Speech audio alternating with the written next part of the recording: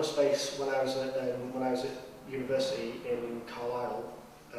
We found just really desperately wanting to be to exist as artists outside of academia. We ended up finding out that there was a vacant space above this pub that the pub couldn't use because of kind of health and safety regulations to do with kind of fire exits and stuff. And we thought, great, that sounds like a perfect space. So yeah, 2-3 years of running that, and then coming back to Blackpool, wanting to just continue with that momentum, really, to generally help generate a culture of kind of gallery going and just kind of culture that I see in other places that I kind of wished was here. It's all based around the town.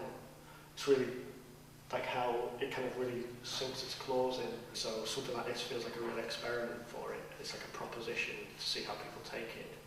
People in Blackpool see art in a very particular way, and and it's not necessarily, it's kind of, there's other ways, and we just kind of like to show those other ways. By it being in the state that it is, I think it offers a lot more possibility. I like that idea that we've gone over the last 12 months with this idea that we're going to be out, and so you have to think beyond that, and so you think about the organisation in a different way. So for 12 months I've been thinking about, well, what next, how do I do that?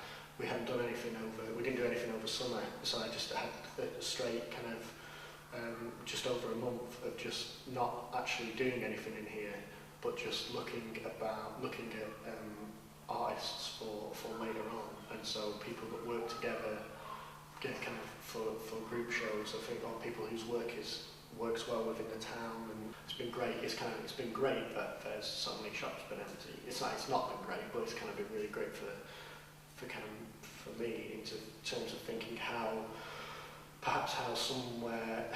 what we do because we're working with an artist in Sunderland at the minute. She does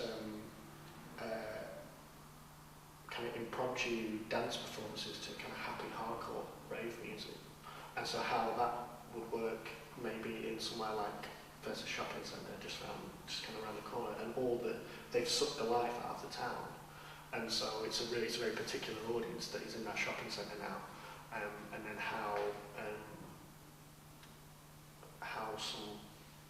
a girl in a Mackenzie tracksuit going really mental to some rave would exist in that space. I think it's start to think about things like that. Because I work at the Grundy Art Gallery as well, kind of part-time, and my boss, they were saying that they'd done,